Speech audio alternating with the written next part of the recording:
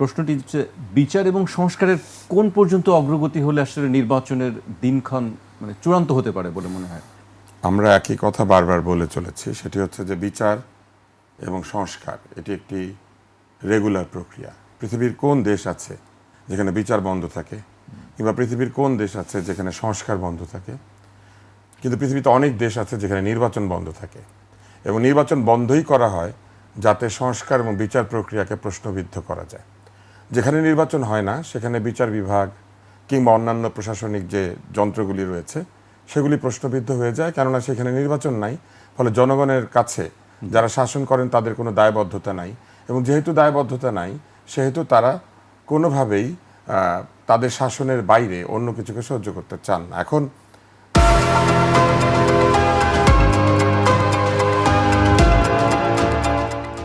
সংস্কার কতটুকু সম্পন্ন হলে, বিচার কতটুকু সম্পন্ন হলে নির্বাচন হবে, এই প্রশ্নটাই অবান্তর। কেননা সংস্কার কতটুকু হবে এটা কি কোনো নির্ধারিত জায়গা সেট করা হয়েছে?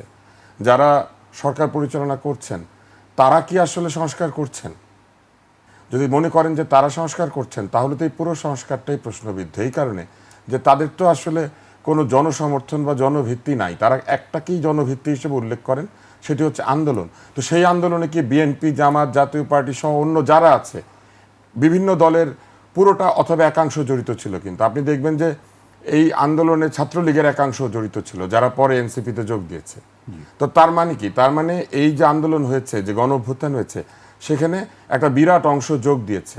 যে অংশ যোগ দিয়েছে তারা তো রাজনীতি বিসর্জন দিয়ে যোগ দেয় নাই। বিএনপির লোকেরা বিএনপির রাজনীতি সহযোগ দিয়েছে, জামাতের লোকেরা জামাতের রাজনীতি সহযোগ দিয়েছে। ফলে তাদেরও তো একটা মতামত রয়েছে এই পুরো বিষয়টাতে। কিন্তু যারা সংস্কার করছেন তারা এমন একটা ভাব করছেন যে এই আন্দোলনে যারা ছিল তারা সবাই এই সরকারকে সমর্থন করে। এটা কিন্তু নির্বাচন ছাড়া অন্য কোনোভাবে প্রমাণ করা সম্ভব না। কিন্তু এই সরকার তো কোনো রাজনৈতিক সরকার না, তাদের কোনো দল নাই, তারা ভোটেও দাঁড়াবেন না। তাহলে তাদের কাজ হচ্ছে বলে দেওয়া যে আমরা এই সংস্কারগুলি প্রস্তাব করছি, এবং এই সংস্কারগুলি যদি সম্পন্ন হয় তাহলে আমরা মনে করি নির্বাচনের পরিবেশ তৈরি হবে। কিন্তু তাদের এই প্রস্তাবের সঙ্গে কি রাজনৈতিক দলগুলি ঐকমত্যে পৌঁছেছে?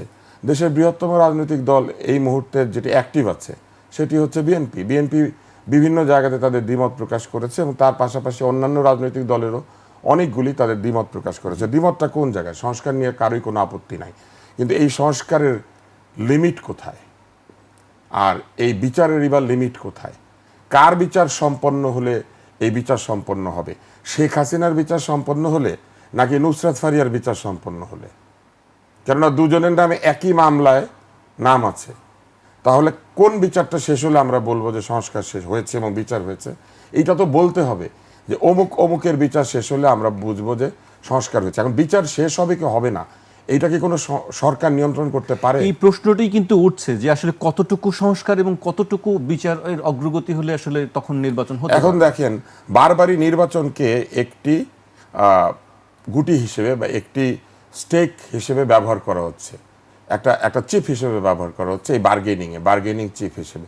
যে সংস্কার যদি হয়, যদি মানেন, যদি বিচার মানেন, তাহলেই কেবল নির্বাচন সম্ভব। এদিকে ভলকার টুর্ক বিবৃতি দিয়েছেন যে বাংলাদেশের রাজনৈতিক দল নিষিদ্ধ করার প্রক্রিয়ার ব্যাপারে তাদের উদ্বেগ আছে, তাদের মতামত আছে। তাহলে কিছুদিন পরে কি বলবেন ভলকার টুর্ক মানছে না, সেই জন্য নির্বাচন হচ্ছে না? কারণ আমরা দেখেছি কিছুদিন আগে ভলকার টুর্ককে এই সরকারের লোকেরা বিভিন্ন উদাহরণে ব্যবহার করেছেন। আজকে তিনি যে কথাটা বলেছেন, এই কথা কি এই সরকারের লোকেরা উদাহরণ হিসেবে ব্যবহার করবেন? আরও একটা বিষয় রয়েছে, এই সরকার এক বা একাধিক রাজনৈতিক দলকে নানান ধরনের প্রশাসনিক সুবিধা যে দেন, সেটা মানুষের কাছে প্রমাণিত হয়েছে। এই সরকার কি আসলেই নিরপেক্ষ? তারা কি আসলেই নিরপেক্ষতার মধ্যে আছেন? সরকারের মধ্যে নিজের বন্ধুবান্ধব রেখে যারা বাইরে থেকে নির্বাচন করবেন, আমরা কি ধরে নেব যে তাদের বন্ধুবান্ধবরা যারা তাদের সঙ্গে কফি খায় রাত্রেবেলা, তারা নির্বাচনের সময় একদম ফেরেশতা হয়ে একদম নিরপেক্ষ হয়ে যাবে? নির্বাচন তাদের অধীনে অনুষ্ঠিত হবে, কিন্তু কফি খাওয়ার সময় যে গল্প করেছিলেন সেই গল্পগুলি নির্বাচনে দেখা যাবে না? আমরা যারা জনগণ, আমরা কিন্তু কথা বলবো, এবং এই কথা বলার জন্যই কথা ক গান গেয়ে এই বিপ্লবটা হয়েছিল। সেইখানে এই কথা ক বলতে গেলেও আজকাল দেখা যাচ্ছে একাধিক রাজনৈতিক দল উষ্মা প্রকাশ করছেন যে কথা বলাই যেন বিপ্লবের বিরুদ্ধে চলে যাওয়া। কথা বলাটাই তো বিপ্লব ছিল, এবং এই কথা বলার জন্যই তো মানুষ প্রাণ দিয়েছে। তাহলে আজকে আমি বলবো যে নির্বাচনের সাথে সংস্কার এবং বিচারকে বার্গেনিং চিপ হিসেবে ব্যবহার করার কোনো যুক্তিই নাই। দুই জিনিস। বিচার হবে, ধরেন একটা, আমি অন্যভাবে বলি, কারো জমি জমা নিয়ে বিবাদ আছে, সেই বাড়ির বিয়ে বন্ধ থাকে, জমি জমার বিবাদ না শেষ না হলে বিয়ে হবে না। সেই বাড়িতে জন্মদান বন্ধ থাকে, সেই বাড়িতে মৃত্যু বন্ধ থাকে, সেই বাড়িতে স্কুলে ভর্তি হওয়া বন্ধ থাকে, পরীক্ষা বন্ধ থাকে, কিচ্ছু বন্ধ থাকে না। মামলা শেষ না হলে বাংলাদেশের মানুষ সব কিছু করতে পারে, কিন্তু মামলা শেষ না হলে নির্বাচন হবে না। যেন নির্বাচন আর মামলা পারস্পরিক সম্পর্কযুক্ত একটি বিষয়। বিচারের মতো বিচার হবে, বিচারের রায় হবে, সেটা একদিনে হলে একদিনে, 100 দিনে হলে 100 দিনে, 100 বছরে হলে 100 বছরে। বিচার ব্যবস্থা ঠিক করবে যে তারা কবে এই বিচারের রায় দেওয়ার জায়গায় পৌঁছেছে। সাক্ষ্য প্রমাণ আসবে, তারপরে বিচারক সন্তুষ্ট হবেন, দুই পক্ষ সন্তুষ্ট হবেন, তারপরে রায় হবে। এবং রায়ও আবার আপিল করার সুযোগ আছে কিন্তু। ফলে যদি তাই হয়ে থাকে তাহলে তো একটা আপিল হলো আর নির্বাচন ঝুলে গেল। এবং একাধিক ব্যক্তি কিন্তু বিচারের মধ্যে আছেন, একজনের বিচার হলো আরেকজনের হলো না, তাহলে ঝুলে গেল। অনেক অনেক কাজের মধ্যে দিয়ে আমি মনে করি যে নির্বাচনকে ডিলে করার একটি প্রবণতা একদম শুরুর থেকে দেখা যাচ্ছে। এবং এক ধরনের ধোঁয়াশাপূর্ণ কথাবার্তা যে যদি বিচার হয়, যদি পরিবেশ তৈরি হয়। যদি পরিবেশ তৈরি হয় মানে কি? পরিবেশ তৈরি করার দায়িত্বই তো নিয়েছেন এই সরকার। তারা যদি এই পরিবেশ তৈরি করতে না পারেন নির্দিষ্ট সময়ের মধ্যে, এটা তো তাদের ব্যর্থতা যে তারা নির্বাচনের পরিবেশ তৈরি করতে পারছেন না।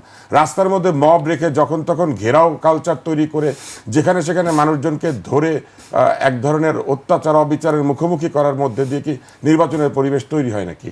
একদল মব করবে, আরেক দল তাকে থানার থেকে ছুটিয়ে নিয়ে আসবে, সেটা দিয়ে নির্বাচনের পরিবেশ তৈরি হয় নাকি?